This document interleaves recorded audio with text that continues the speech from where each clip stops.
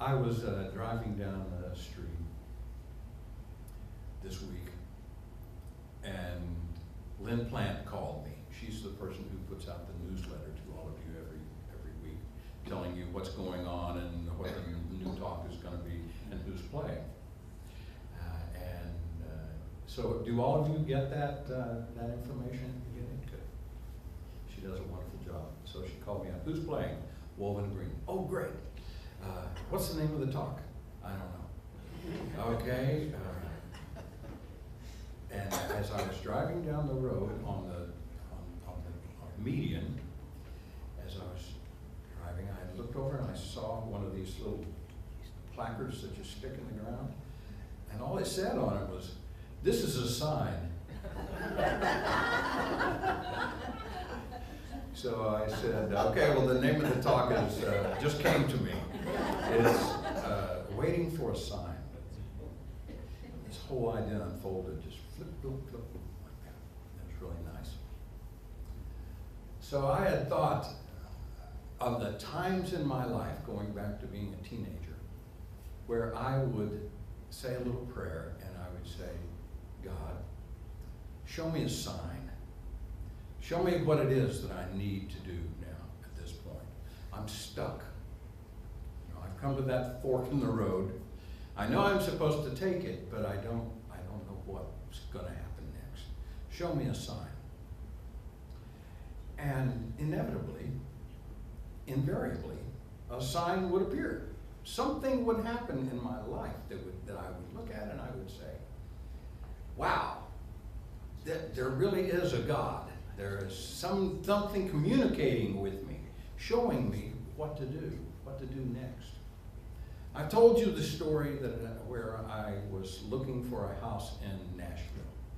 I had just gotten a job as my first ministerial job in Nashville, and I was there to meet the people again and to find a place to live. And at that time, I wasn't making a great salary, so I was renting. I wasn't buying yet. I wasn't sure this was what was gonna happen. And I had looked up and down all these streets and had looked in the paper. Back then, there wasn't an internet thing you could go to and look up. You had to get a little home buyer's magazine, look up all these houses and then drive to them. And I didn't know the only way you could find where they were is with a map. Hold a map up, so one person's navigating and doing all that, and the other person's driving, and there's the inevitable argument and all that kind of stuff that goes along with those kind of things. So we had driven and crisscrossed an entire city, different areas and so forth. Finally, just worn out, frustrated, frazzled, driving, and I say this little prayer once again. Show me a sign. Give me a sign. And the voice inside, and I've told you this part of the story many times, I think, said, turn here. And I said to the voice, I've already been down that street. And the voice said, turn here. And so I listened to the firm, still small but firm voice inside me, and I turned. And as I turned the corner, there is a guy opening the trunk of his car, pulling out a for rent sign, and getting ready to stick it in the ground in front of this beautiful, beautiful house. And I just thought, wow, I think I got my sign. Here's the sign being placed in the yard. Pulled over, stopped, talked to the guy. How much do you want for the house? Well, I'm asking, and he told me a price. And he could tell by the look on my face, ooh, is that too much? And I said, yeah, you see, my spouse and I here, we're ministers. Oh, really? What church are you ministers? Well, we're going to be the associate ministers, the junior ministers at the large Unity Church in Nashville. Unity, he says. I go to Unity. How much can you afford? I told him, and he said, I can do that. And that's how we got this house. We loved it. It was a great house, and things worked out fine from that point on. The rest unfolded as it will and as it should. I asked for a sign, and I got a sign. I'm sure that many of you in your life have done the same sort of thing. You've been doing this for years and years. Waiting for a sign. Asking for a sign and then waiting for the sign. Well, how does that work? Have you ever stopped to think, how does that work? How does that sign thing, getting a sign, work? Well, here's what I think is happening. Using unity principles, we realize that it is our minds that are drawing to us all the experiences that we're having in life. It's drawing it to us. But here's the thing about these experiences. They're just sort of neutral. They're just happenings. They're just out there. The meaning behind every happening that's occurring in our lives is given to it by us. We're giving it meaning. We're giving it to it the fear that we're holding inside ourselves, the worry. We're holding inside ourselves happiness and joy and prosperity. That's the meaning that we give to whatever experience is happening. So the signs that we experience in life work like this. We have a desire that comes from deep inside us, and we're not really sure how that desire got there. It's just suddenly you just have this feeling, I think I want this, or I want to do that. It's funny that we call it desire. D meaning of, sire meaning father. So God is bringing into us an idea, saying the next step in your life is going to be directed by this feeling, this want, this desire that you have within, which I'm going to place inside you so that we can get you to raise and go on to your higher good. So it comes forth from you. Now, sometimes it's something that is very uncomfortable. We don't like this desire that's coming up in us. Sometimes it's something that just fits right into the next indicated thing in our lives. So it comes from different sources, it appears, at different places within us. Okay, as that happens within us, we develop a need to make some kind of choice in order to make this happen. To develop and move on this choice, many of us ask for a sign. Give me a sign. Give me some kind of indication that I'm going in the right direction, that this is going to be good for me. What really happens at this point right here is very interesting. We start gathering evidence. That's really what we're doing. We gather evidence that this is either good for us and is going to flourish for us in our lives, or this is not the direction that we need to be going, and we look for that sign subconsciously. Now, the universe out there, like I said, is just neutral.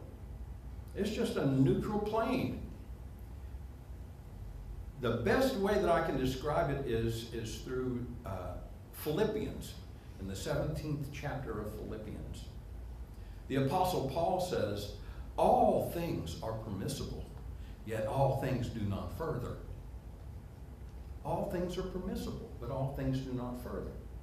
So yeah, you can develop a desire and you can have this sign that you have gathered evidence around. It may be like this. I want a new car. I don't know why. I like the car I've got. Or maybe I don't like the car I've got. It's just on its last legs and I need a new car. That desire starts building. I'm just using this as an example. It could be anything. It could be a relationship. It could be a change you want in your own life. It could be anything. But this develops and you start gathering evidence as to why you need this. And you say to God, to Spirit, show me a sign. Show me that which will lead me to my highest good. And then you start looking. And you start eliminating all the things that don't fit what subconsciously you have already decided on. And you start drawing to you and recognizing all the things that will further this. You draw it to yourself and you make this decision and you say, thank you, God, for that sign you put out there for me. When actually the sign was created by you. Now, the reason I could have called this talk, Show Us a Sign, because that's something that the Pharisees were constantly asking Jesus to do. Show us a sign. Show us that you're the Messiah. Show us that we should pay attention to you. And we all do this in our lives too. And the focus is on show rather than sign. What I'm trying to say is the signs are all out there. It's always going to be there for you. The purpose of all this is to make you realize that you are in charge. You are in charge of your own lives at all given moments. Instead of using show us a sign or give us a sign, I chose the word waiting for a sign. The focus is on waiting. If we wait for the sign to appear, we can wait a long, long, long time. We can second guess ourselves until we get to this point where we are unable to make a choice. You've heard it described for a couple of decades now probably as the paralysis of analysis. It just locks you up. It's impossible to move forward on anything. And it goes like this. Well, I could do this, but then again, on the other hand, I could do this. But I really want this. Yeah, but if I do that, then that means that this happens. And it just goes on like this, constantly in life. I've learned to break that paralysis of analysis by going into the outer and drawing a line down a piece of paper and putting on it all the pros of why I should do something and all the cons of why I shouldn't. What that does is it allows the mind then to free itself from this analysis, to free itself from this, and to allow the heart to step in once again. I knew a couple who came to me in counseling when I was in this job in Nashville I was telling you about. And they said, you know, my wife has a successful job. She works for this company and they make whatever it was they make. I have a successful job. I'm an electrician and I hang these fancy light fixtures in large mansions all over Nashville. And we're both doing really well. However, something is stirring inside of us saying it's time to move on. It's time for us to do something different, something that we can do together so that she doesn't go one direction in the morning and I go another. Something that we can do together. That's what they saw in the outer. That's what they saw in the outer. I said, well, have you decided what you think that might be? Yeah, we think we're going to take my savings and my pension and her savings and her pension, and we're going to pile it all together in the middle, and we're going to buy a rental complex, one of these U-Haul rental kind of things where people store things. And they were going to buy this, and she was going to run the storage thing, and he was going to maintain it, and the two of them would get up every day and go to the storage rental place. And so I said, well, describe that to me. So they started describing it. Then again, and they would go into the then again, and on the other hand, and then they would go into this in counseling, back and forth and back and forth. And I had to say, wait a minute.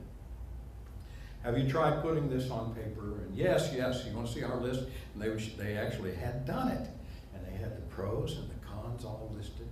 And they said, what we're looking for is some kind of sign that tells us that this is the right thing to do. That this is what we should be doing in our lives. I said, well, have you tried going to Spirit? They answered. Well, that's why we're here.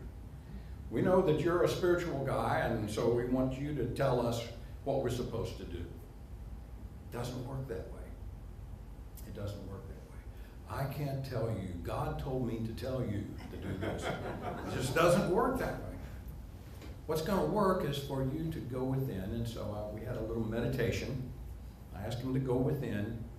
I asked them to open their hearts and to see themselves in this position, to see themselves doing this. And how did that feel? Not how did it look, or how did it play out as far as their finances went. How did it feel? Down at that gut level, how did that feel? So they did, and they cooperated with me, and we went through the meditation together. When we came out, I said, well, how do you feel about this? She looked at him, He looked at her, and they both just said, we're not going to do this. It didn't feel good. There was fear around it. Well, get past the fear. What do you feel next? What do you feel next? No. They ended up not doing that at all because it didn't feel right. Now, you may say to yourself, well, what did they miss?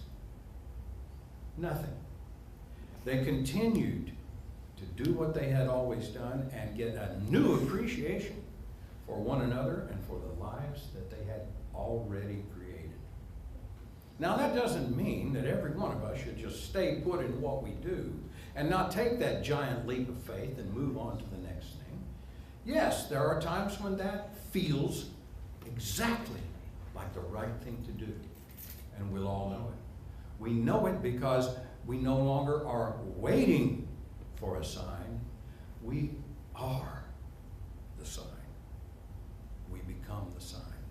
We realize deep within ourselves that no thing or no one outside of ourselves has any more power, wisdom, or judgment than already exists within us. Once we reach that and are aware of that once again, reminded of it, remembered, put back together, then we're okay again. Each one of us gets a sign every day. Each one of us has that sign before us. It may say, get up. It may be in the form of a cat who's saying, get up, or a little dog, or a child, or just the sun itself coming up in the morning, or an alarm, whatever it may be. At that moment, we have a choice. We have a choice to move on that, get up, or ignore it, turn it off, push it away. That's a simple example of what happens at every moment in our lives. There is a path, this way, that way, this way, that way. There is a sign for each and every act that we have occurring in our lives, even to the point of breathe in, breathe out, breathe in, breathe out. When we get down to that level, we start seeing that the sign we have been looking for is us. It's us. We recognize our own worth. We recognize our own wisdom. We recognize our own capability. When we do this, we can't possibly go wrong. How can you go wrong? There you are. You're in it. You are it. It is of you. So yes, I'm driving down the road. I'm thinking, what's the talk going to be? And I see this little sign that just simply says, this is a sign. What kind of a jokester puts a sign in the middle of the median that just says, this is a sign? I don't know, but I loved it. This kind of jokester, he says, he raises his hand. Okay. I loved it. It made my day. It changed a piece of me. In doing so, it made me aware that the sign that I look for in my life is available to me at any given moment if I just open my eyes, the outer eyes and the inner eyes, and look for it. It's there. It's there for you too, each and every one of us. Never feel like there's a time in your life where you have nowhere to turn. You always do.